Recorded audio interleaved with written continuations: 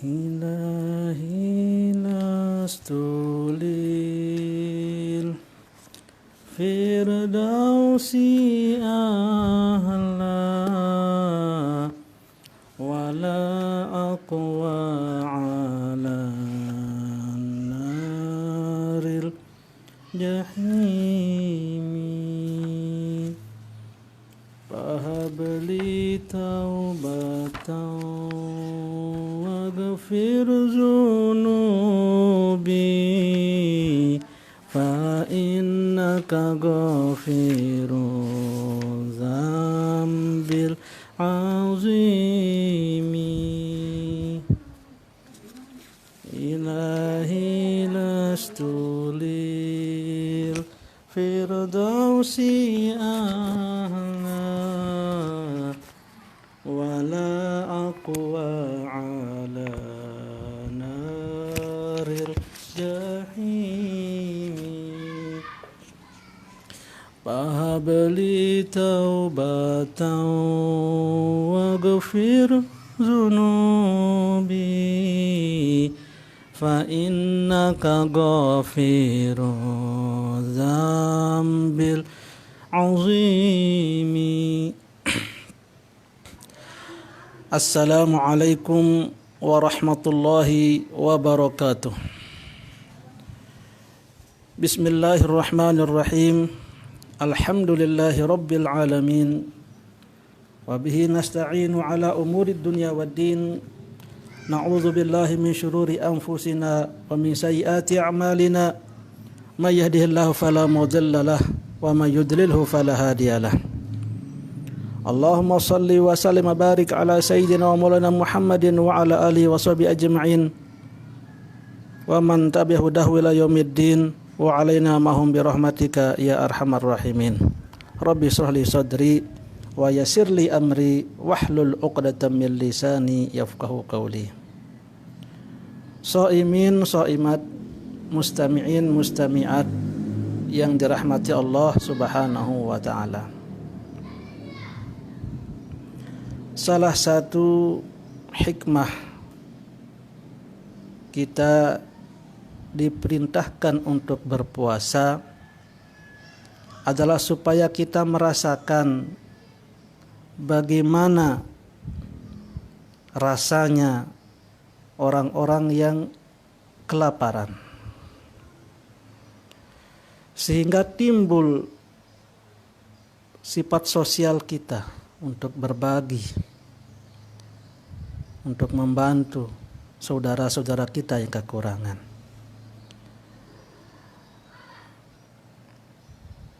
Itulah sebabnya mengapa puasa Nabi Daud, yaitu puasa sehari kemudian tidak puasa sehari, puasa itu lebih afdal daripada puasa dahar yang tetap berpuasa.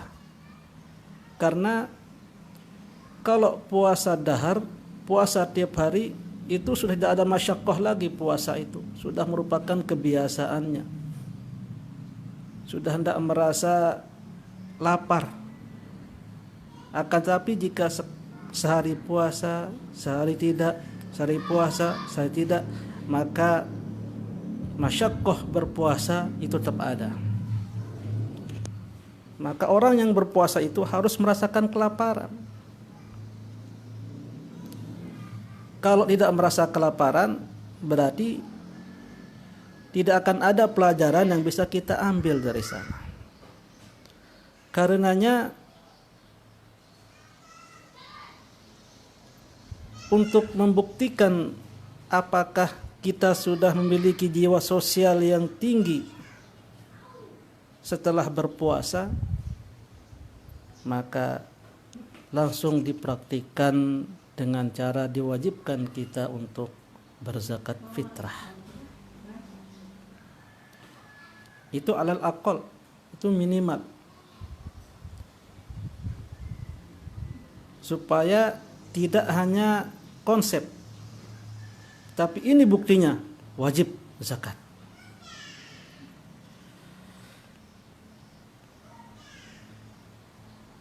Diriwayatkan dari sahabat Jarir radhiyallahu taala anhu, anna syahra Ramadan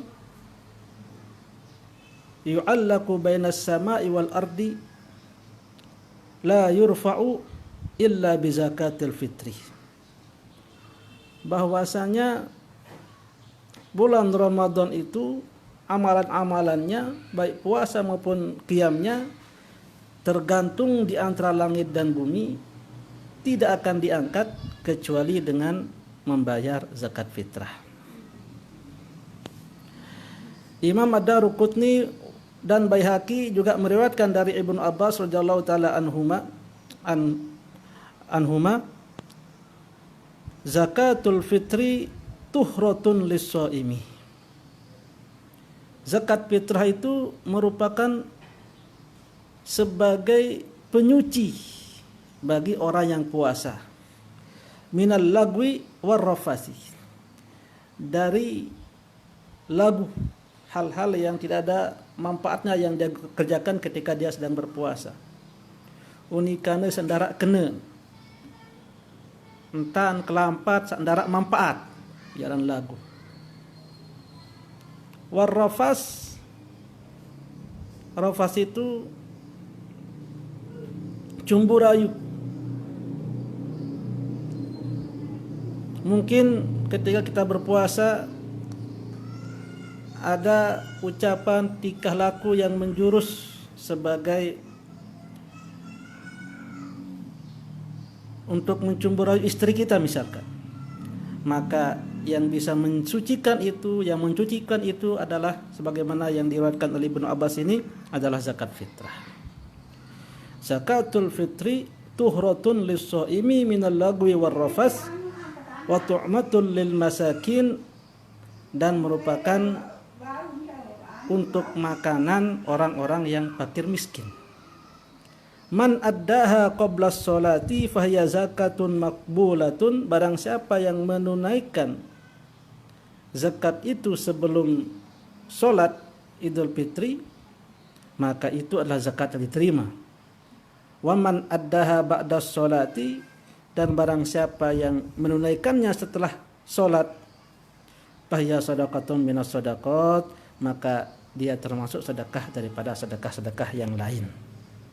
Nah, nanti kita akan bahas mengenai hukum zakat fitrah, syarat wajibnya, waktu dikeluarkannya, jenis-jenis yang dikeluarkannya, kepada siapa dikeluarkan, dan siapa yang tidak boleh menerima zakat fitrah.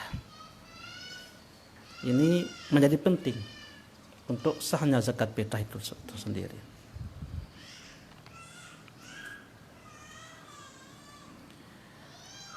Ibnu Asakir dan Khatib menjelaskan dari Anas radhiyallahu taala anhu, la yazalu siyamul abdi mu'allaqan bainas sama'i wal ardi hatta yu'adda zakatul fitri.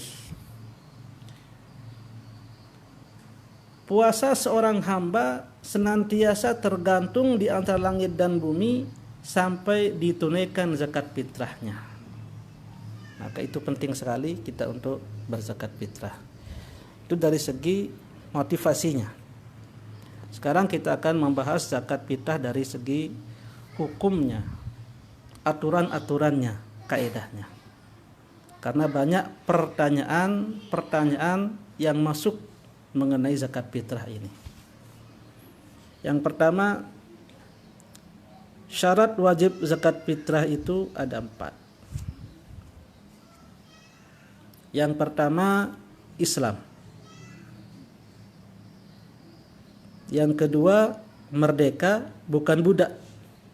Ini yang nomor 2 ini sudah zaman sekarang sudah tidak ada. Bisa di skip. Akan tapi tetap dibahas dalam fikih. Mengapa? Karena siapa tahu kelak di akhir zaman kebudayaan di dunia ini bisa berubah dan perbudakan mungkin bisa terjadi lagi. Ada kemungkinan untuk itu, maka fikih menetapkan pembahasannya supaya besok kalau terjadi lagi, sudah ada aturan-aturan yang baku, telah dibahas oleh para ulama. Yang ketiga, syarat wajib zakat fitrah memiliki kelebihan harta dari kebutuhannya.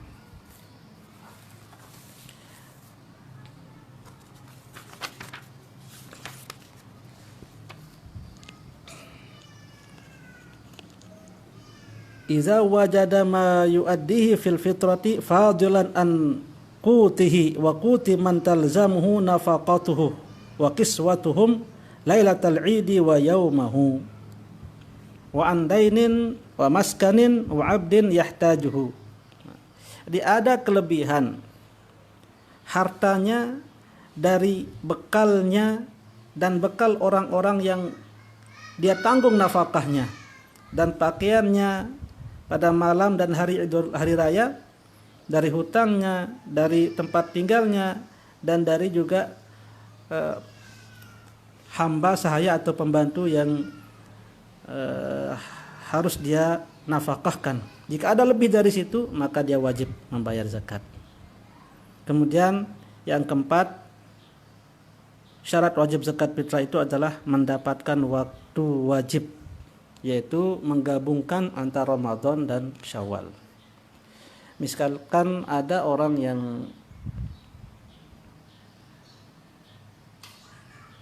lahir, anak kecil lahir 5 menit sebelum azan maghrib tanggal 1 Syawal, besok akan Idul Fitri, maka tidak wajib dia dibayarkan zakat fitrah. Mengapa? Karena dia, anak itu meninggal dunia 5 menit sebelum, atau seorang yang meninggal dunia 5 menit sebelum azan maghrib, tidak wajib karena tidak mengumpulkan. Tetapi apabila seorang meninggal dunia begitu azan maghrib besok akan Idul Fitri, dia meninggal dunia, maka wajib dibayarkan zakat fitrah. Mengapa? Karena dia telah mengumpulkan antara Ramadan dengan Syawal. Atau ada anak kecil yang lahir, dia lahir begitu azan maghrib, besok akan lebaran, keluar dia secara sempurna dari rahim ibunya, maka tidak wajib karena tidak pernah menemukan bulan Ramadan. Akan tapi kalau dia lahir, begitu dia lahir kemudian azan maghrib, besok akan lebaran, maka wajib dia bayarkan zakat fitrah. Jadi kalau dia mendapatkan ujung Ramadan dengan awal Syawal, maka itulah yang menjadikan dia wajib dia bayarkan zakat fitrah. Di 4 syarat seperti itu.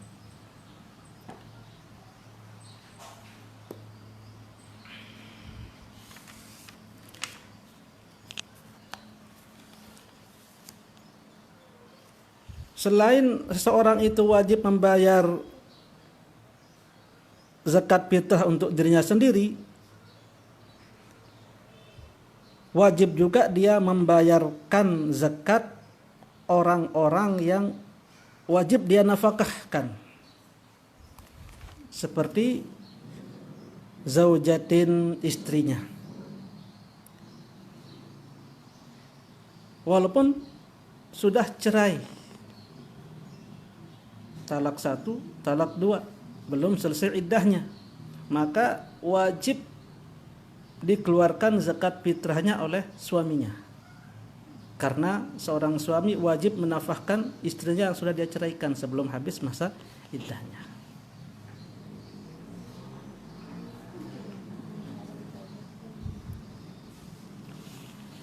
Apalagi kalau istrinya. Kalau istri kaya, banyak harta bendanya, tetapi suaminya miskin, maka seorang istri tidak wajib dia membayarkan zakat fitrah. Yang wajib adalah suaminya. Suaminya yang wajib. Kemudian siapa lagi? Anak yang masih kecil, wajib suaminya atau bapak sebagai kepala rumah tangga untuk menzakat fitrahkan anaknya yang masih kecil. Setelah itu baru bapaknya. Kalau ada kelebihan harta, baru ibunya. Di tempat ini bapak didahulukan daripada ibu. Kemudian anak yang sudah besar tapi tidak mampu, masih menjadi tanggungannya, maka wajib juga dia mengeluarkan zakat fitrah. Dan itu secara tertib. Artinya jikalau semampunya hanya misalkan dia punya 3 fitrahan yang lebih daripada harta untuk bekalnya di hari itu, maka dia akan mengeluarkan zakat untuk dirinya, untuk istrinya, dan untuk anaknya yang paling kecil. Tidak boleh kemudian dia meloncat, dia tidak zakatkan dirinya, kemudian istrinya dan bapaknya, anaknya diloncat, tidak boleh. Harus tertib seperti itu. Kalau semuanya ada, maka bebas. Tetapi jika hanya sebagian yang ada, maka harus tertib. Dia, dirinya, istri, anak yang masih kecil, bapak, ibu, anak sudah besar. Itu urutannya. Anak sudah besar namun tidak mampu. Kemudian kapan dikeluarkan fitrah itu? Sini ada 5 waktu. Ada 5 waktu untuk dikeluarkan zakat fitrah.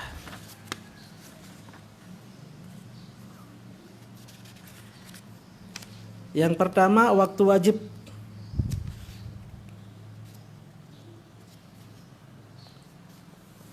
Waktu wajib itu sebagaimana telah tadi jelaskan bahwasanya orang yang menjumpai dalam umurnya ujung Ramadan dengan awal Syawal. Maka dari situ begitu masuk waktu maghrib wajiblah dia untuk mengeluarkan zakat fitrah. Tapi ada waktu jawaz, waktu yang boleh, yaitu mulai dari awal Ramadan sampai waktu wajib. Di sini disebut zakat yang disegerakan. Jadi boleh. Waktu wajibnya adalah dengan terbenam matahari besok Lebaran. Tapi menyegerakan zakat fitrah mulai dari awal Ramadan jawaz, boleh. Cuman masalahnya apabila setelah dikeluarkan zakat fitrah ternyata sebelum tanggal 1 Syawal sudah meninggal dunia, berarti dia tidak wajib berzakat fitrah. Tapi sudah dikeluarkan, bagaimana? Maka dikatakan misalkan dalam kitab Anwar Masalik atau Umdatus Salik, jika seorang telah mendahulukan zakatnya, baik zakat fitrah maupun zakat mal, kemudian meninggal sebelum masa wajibnya atau kurang harta bendanya dari nisab, maka lam yaqa'il mu'ajjalu aniz zakati, maka yang sudah dikeluarkan segera itu tidak dikatakan sebagai zakat.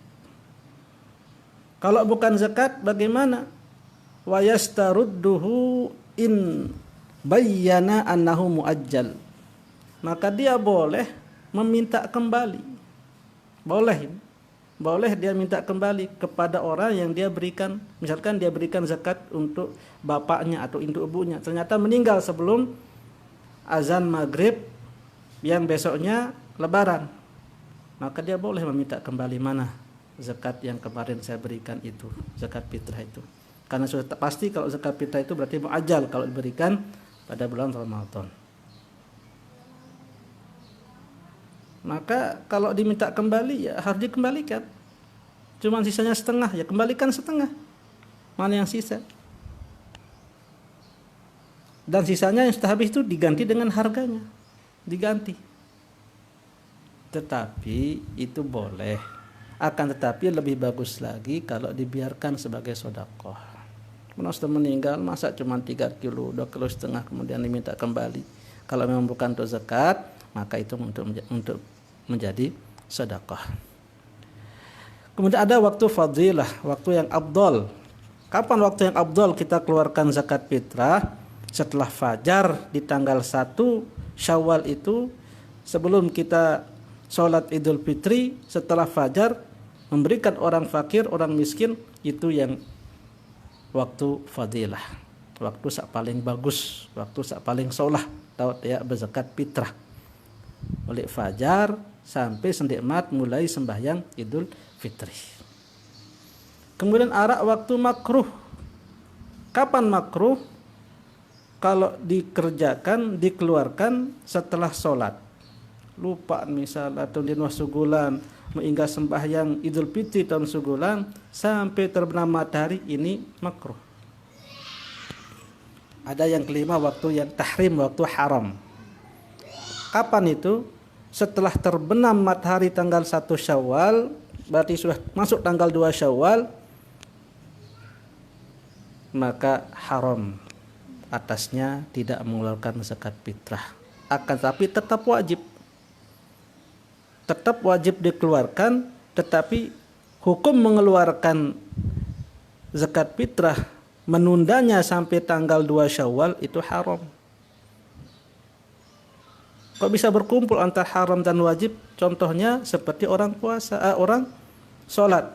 Misalkan sampai jam 5 dia belum sholat zuhur, sampai jam 4 sudah keluar sholat zuhur, dia belum sholat zuhur. Tetap dia wajib untuk mengerjakan sholat zuhur, mengkadanya, tetapi mengeluarkan sholat zuhur dari waktunya itu haram atasnya. Demikian juga dengan orang yang tidak mengeluarkan zakat fitrah sampai tanggal 2 Syawal, maka itu haram walaupun tetap wajib dia untuk mengkadanya. Kemudian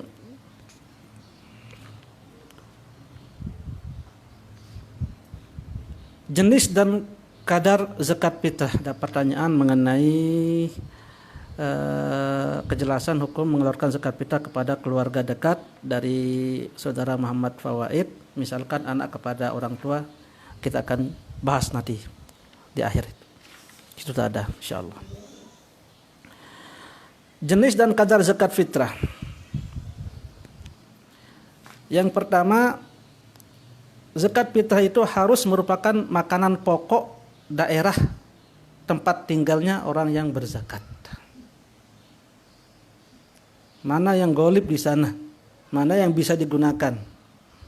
Seperti kalau di Indonesia itu beras, makanan pokoknya. Maka tidak boleh dengan uang dalam mazhab Syafi'i. Akan tapi dalam mazhab Abu Hanifah menyatakan boleh dihargakan dengan uang. Itu mazhab Abu Hanifah.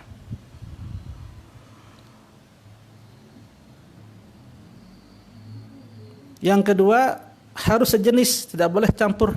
Misalkan kalau beras. Misalkan suatu daerah ada 2 makanan pokok yang dua-duanya berlaku di sana, dua-dua sama, ada beras, ada jagung. Maka jangan kita keluarkan zakat fitrah campuran, setengah sok beras, setengah sok jagung. Tidak, harus satu jelas, jangan dicampur. Kemudian jumlahnya adalah 1 sok atau 4 mud, yang kira-kira 3 kg secara untuk ikhtiyat. Ada yang mengatakan 2,7 kg, ada yang mengatakan 2,5 kg, tapi untuk lebih ihtiyatnya hati-hatinya 3 kg jumlahnya, kurang lebihnya. Kemudian diberikan di tempat orang yang dizakati, orang yang menzakat, orang yang dizakati. Misalkan kita punya anak sedang merantau di kuliah di Jogja misalkan, maka harus diberikan zakat itu di sana di Jogja. Tidak boleh diberikan di sini, menurut kaul yang mu'tamad. Akan tetapi Imam Ibnu Ujail mengatakan boleh memindahkan zakat dari daerah zakat. Maka kalau kita mengikuti mazhab pendapat kaul dari Imam Ibnu Ujail, maka boleh kita menzakatkan anak kita yang sedang berada di Jogja, misalkan kita zakatkan di Lombok. Mengapa? Niki berarti memindahkan zakat dari daerah zakat. Itu khilaf ulama. Mayoritas dalam mazhab Syafi'i mengatakan tidak boleh, tapi Imam Ibnu Ujail mengatakan boleh. Sama seperti mengeluarkan zakat kepada minimal 3 simpun, 3 jenis orang-orang yang harus mendapat zakat. Itu Mayoritas ulama Syafi'iyah mengatakan seperti itu. Tapi sekarang sulit sekali. Hanya 3 kilo kita bagi 3, kan sedikit sekali. Dan juga siapa yang fakir, siapa yang miskin, siapa ibnu sabil, siapa yang gharimin, sulit untuk mencarinya. Maka boleh kita ikut taklid pendapat Imam Ibnu Ujail yang mengatakan boleh diberikan pada satu golongan, satu orang, untuk satu orang zakat. Apalagi zakat fitrah yang hanya sedikit.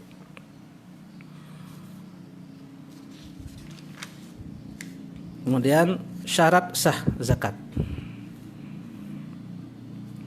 Syarat sah zakat. Tadi syarat wajibnya, kemudian sekarang syarat sah zakat fitrah. Yang pertama niat. Niat itu boleh pertama ketika kita sedang memindahkan atau memisahkan beras dari yang lainnya. Misalkan sekarung kita isi dengan plastik 3 kilo. Ketika kita pindahkan, kita sudah niatkan bahwa ini zakat untuk saya, ini zakat fitrah untuk saya. Pindahkan lagi, ini zakat fitrah istri saya, ini zakat fitrah anak saya yang kecil, ini zakat fitrah saya anak saya yang nomor 2, ini zakat fitrah bapak saya, ini zakat fitrah, boleh ketika itu. Kemudian nanti ketika membagi tidak perlu berniat lagi, karena sudah berniat ketika memisahkan harta zakat itu dari yang lainnya. Atau yang kedua, boleh saat kita memberikan kepada wakil. Misalkan kita tidak akan memberikan kepada orang yang membutuhkan, tapi kepada wakil atau kepada amil. Ini zakat saya, tolong berikan kepada orang yang membutuhkan, ya, kepada wakil. Ini zakat fitrah istri saya, niatkan, boleh. Atau ketika kita sedang memberikan langsung kepada orang yang mustahik, orang yang berhak menerima zakat. Di sana kita berniat, salah satunya. Jadi tidak mesti kita ketika memberikan itu, ini zakat saya, misalkan ketika dia sudah sedang memisahkan itu, dia berniat, maka ketika memberikan tidak perlu lagi. Kemudian masalah mengenai zakat ini, apabila orang menzakatkan orang-orang yang wajib atasnya nafkah, misalkan kita zakat fitrahkan istri kita, anak kita yang masih kecil, bapak, ibu, anak sudah besar tapi belum mampu, siapa yang meniatkan? Ketika kita menzakatkan fitrah mereka, maka dikatakan bahwasanya niatnya adalah atas orang yang mengeluarkan zakat. Maka tidak perlu istri meniatkan, berniat, anak berniat, tidak perlu, cukup sang bapak kemudian meniatkan. Niatnya apa?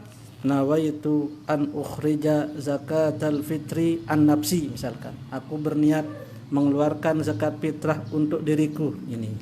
Kemudian ini aku berniat melakukan zakat fitrah untuk istriku ini. Jadi yang meniat adalah orang yang melakukan zakat fitrah. Atau boleh yang kedua, boleh dia memberikan kepada orang yang dia zakati untuk dia niati sendiri. Misalkan dia panggil istrinya, istriku ini untuk zakat fitrahmu, silakan niatkan sendiri. Anak yang sudah besar, yang sudah bisa berniat, sudah bisa ahlul ibadah, ini niat sendiri. Kalau anak yang belum bisa berniat, kita niatkan, boleh.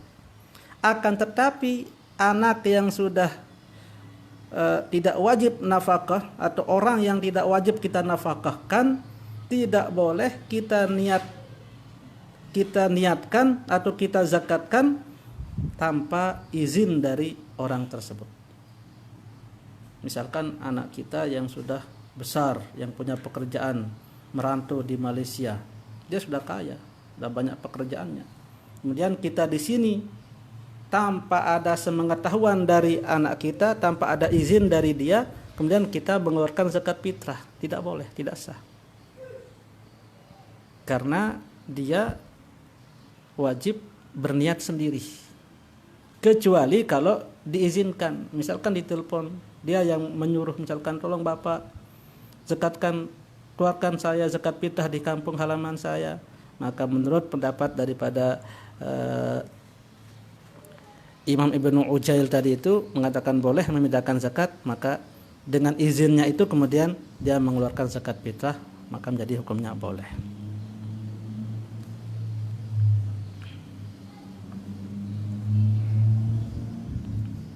Jadi ini penting. Misalkan seorang istri tidak wajib dia untuk menzakat fitrah, yang wajib adalah suaminya.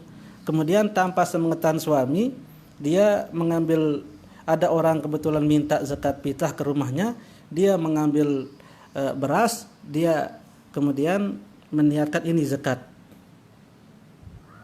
fitrah,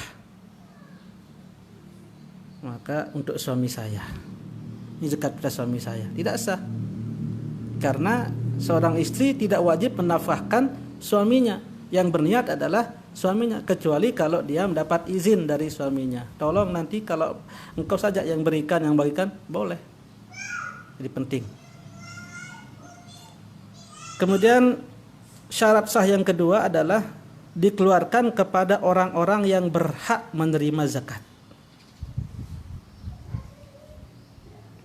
Diberikan kepada orang yang berhak menerima zakat.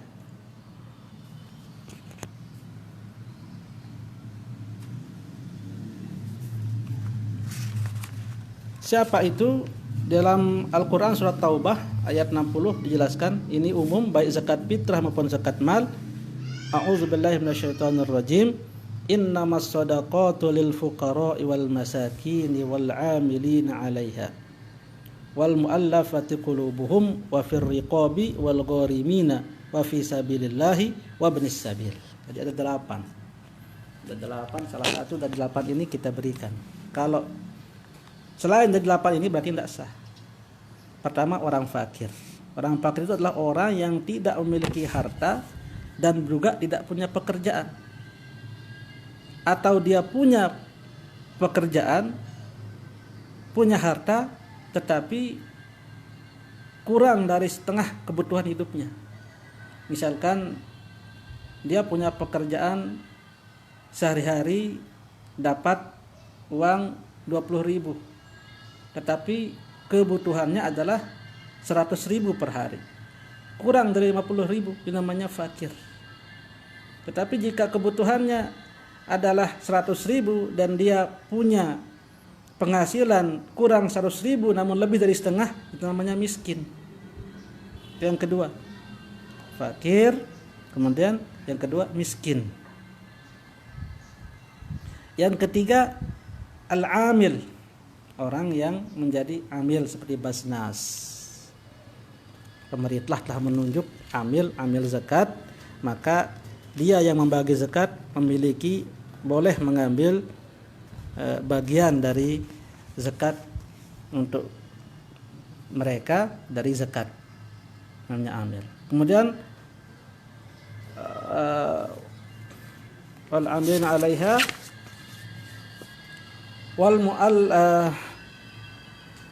mu'allafati qulubuhum, para mu'allaf yang baru masuk Islam, untuk dihibur hatinya, untuk dikuatkan hatinya supaya kuat imannya. Wa fir riqabi, dan fir riqab itu hamba yang mukatab, artinya hamba yang ada perjanjian oleh tuannya, budak. Apabila kamu membayar sejumlah harga, maka engkau akan menjadi orang yang bebas, merdeka, namanya mukatab. Maka dia boleh menerima zakat untuk menebus dirinya supaya menjadi manusia yang merdeka.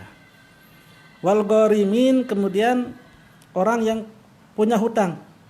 Orang yang gharimin, orang yang berhutang bukan untuk maksiat, hutangnya untuk kebutuhan dia, untuk menolong orang lain, untuk islah zat bain, untuk kebutuhan dirinya dan keluarganya. Sampai banyak utangnya, maka dia berhak menerima zakat. Wa fi sabilillah. Wa fi sabilillah, yang ketujuh ini adalah fi sabilillah, mayoritas ulama mendefinisikannya sebagai orang yang keluar berperang di jalan Allah dan tidak menerima gaji. Tapi kalau tentara itu bukan dikatakan berhak mendapat zakat karena dia dapat gaji dari pemerintah. Jadi dia keluar jihad fisabilillah tanpa ada gaji, maka fisabilillah. Akan tapi Imam Al-Qaffal mengatakan termasuk fisabilillah adalah segala sesuatu untuk sarana pendidikan dan peribadatan. Jadi kalau Imam Al-Qaffal, pendapat beliau, pendapat yang lemah ini untuk madrasah, untuk masjid, untuk sarana pendidikan, sarana peribadatan kaum muslimin itu boleh menerima zakat. Tapi kalau pendapat yang kuat dikatakan tidak boleh, karena sabilillah itu artinya adalah orang yang berjuang, berperang di jalan Allah dan tidak mendapatkan gaji dari peperangannya tersebut. Kemudian wabni sabil, yang terakhir adalah ibnu sabil, orang yang musafir, habis bekalnya di perjalanan, walaupun di daerahnya dia orang kaya atau di tujuannya itu ada hartanya banyak, tapi di perjalanan dia habis bekalnya, dia boleh untuk meminta zakat. Dia boleh menerima zakat. Kemudian ada orang-orang yang tidak berhak menerima zakat, yang jika diberikan kepadanya tidak sah zakat kita.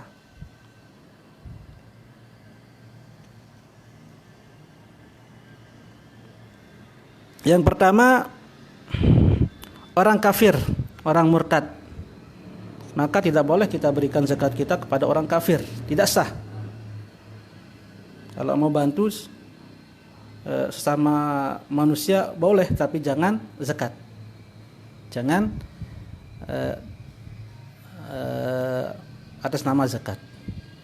Kemudian yang kedua adalah budak, selain yang mukatab tadi itu. Budak tidak boleh menerima zakat. Mengapa? Karena dia tidak memiliki harta. Dia sendiri adalah harta dari tuannya. Maka bagaimana dia bisa memiliki harta? Kecuali kalau mukatab. Kalau mukatab tadi boleh, atau firriqab tadi itu boleh dia menerima zakat untuk menebus dirinya supaya tidak menjadi budak selama-lamanya. Kemudian yang ketiga, keturunan Bani Hashim dan Bani Muttalib, para sayyid, para habib, ini tidak boleh menerima zakat karena kemuliaannya. Walaupun ada pendapat yang mengatakan boleh sekarang karena tidak ada khumus. Tapi secara mayoritas mengatakan, pendapat fikih mengatakan tidak sah memberikan zakat kepada Bani Hashim dan Bani Muttalib. Para sayyid, para habib tidak berhak untuk menerima zakat, karena zakat itu adalah untuk membersihkan harta benda min ausakh, dari harta kotor, untuk membersihkan yang meninggalkan yang bersih. Maka makom mereka tidak sesuai untuk mendapatkan harta yang seperti itu. Kemudian orang kaya, jelas kalau kita berikan orang kaya tidak berhak. Orang kaya itu orang yang mencukupi, orang yang tercukupi kebutuhannya selama sehari-hari dari penghasilannya, dari harta bendanya. Walaupun ada orang yang punya penghasilan misalkan sekali dia usaha dapat 10 juta, tapi setelah itu tidak ada usahanya, dibagi setahun umurnya, tidak cukup untuk kebutuhan sehari-harinya, maka bukan orang kaya. Kemudian yang kelima adalah orang yang ditanggung nafkahnya. Ini jawaban untuk pertanyaan yang tadi juga. Yang tadi ada yang bertanya mengenai bolehkah berzakat fitrah seorang anak kepada orang tuanya atau orang tua kepada anaknya? Jawabannya, jika orang tersebut adalah orang yang ditanggung nafkahnya, wajib nafkahnya, maka tidak boleh diberikan zakat fitrah atau zakat yang lainnya. Mengapa? Karena kewajiban kita adalah memberikan nafkah, bukan zakat. Seorang anak itu wajib menafkahi orang tuanya. Dalam Iqna, kitab Al-Iqna dikatakan, qala Ibnul Munzir wa ajma'u ala anna nafaqatal walidaini alladzina la kasba lahuma wala mala. Sudah ijtima', mereka sudah sepakat para ulama bahwasanya nafkah orang tua, kedua orang tua yang sudah tidak memiliki pekerjaan lagi dan tidak memiliki harta benda, dalam arti dia fakir miskin, wajibatun fi malil waladi, wajib pada harta benda anaknya. Laki-laki atau perempuan? Laki-laki dan perempuan sama. Dalam Bujairim al-Khatib dijelaskan walau ta'addadal munfiqu minal mauludin, jika berbilang-bilang orang yang berikan nafkah daripada anak-anaknya, kasnaini seperti dua, fa inistawaya kaibnaini aw ibnataini, jika sesama-sama sederajat seperti dua anak laki-laki atau dua anak perempuan, fa alaihi man nafaqah, maka kedua-duanya wajib memberikan nafkah bisawiyah, dibagi sama rata. Misalkan nafkahnya berapa, dibagi berdua. Fa in qaba aduhuma, jika satunya gaib, dia pergi ke luar daerah misalkan, akhaza atau ukhiza qistuhu min malihi, diambil bagiannya dari hartanya. Berapa kewajiban dia bagi nafkah misalkan 100.000 per hari, maka 50.000 dia keluarkan, 50.000 diambil dari harta saudaranya yang gaib itu. Fa illam yakun mal, jika tidak ada harta, uqturidu alaihi atau iqtaradu alaihi, maka pinjam atas nama dia, pinjamkan uang atas nama orang yang gaib itu. Ini menunjukkan bahwa wajibnya seorang anak itu menafkahkan orang tuanya. Maka seorang anak tidak boleh memberi zakat kepada orang tuanya. Mengapa menunggu zakat? Seharusnya tanpa zakat pun kita harus menafkahkan kedua orang tua kita. Sebaliknya, orang tua boleh tidak memberikan anaknya. Kalau anak yang sudah tidak wajib ditanggung nafkahnya seperti anak yang sudah besar, maka boleh. Tapi anak kecil, anak yang masih dalam tanggungannya, tidak boleh menerima zakat. Jadi intinya adalah tidak boleh diberikan kepada orang yang ditanggung nafkahnya atas nama orang itu fakir miskin atau fakir ataupun miskin. Di dalam kitab Anwar Masalik dikatakan bahwasanya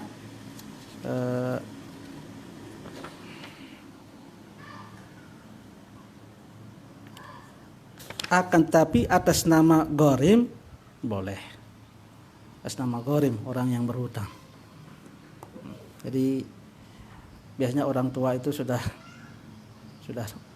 tidak ada lagi hubungannya, tidak bisa menjadi pekerja, sudah tua, maka tidak boleh seorang anak memberikan zakat fitrah kepada orang tuanya. Sebaliknya, orang tua tidak boleh memberikan zakat fitrah kepada anak yang masih dalam tanggungannya, seperti anak masih kecil ataupun anak walaupun sudah besar tapi dia belum punya pekerjaan, masih tinggal di rumah kita, masih ada tanggungannya, maka tidak boleh. Kecuali kalau sudah besar, sudah punya keluarga sendiri, sudah bukan tanggungan kita, dan dia miskin, dia tercukup syarat-syaratnya yang lain, maka boleh ketika itu orang tua berikan anaknya yang bukan tanggungan nafkahnya. Jam 5:12, ada pertanyaan lain masuk di kolom komentar, tapi sudah habis waktunya, insya Allah kita akan jawab di lain waktu. Subhanakallahumma bihamdik, asyhadu an la ilaha illa anta, astaghfiruka wa atubu ilaik, wallahul muwaffiq ila aqwamit thoriq. Wassalamualaikum warahmatullahi wabarakatuh.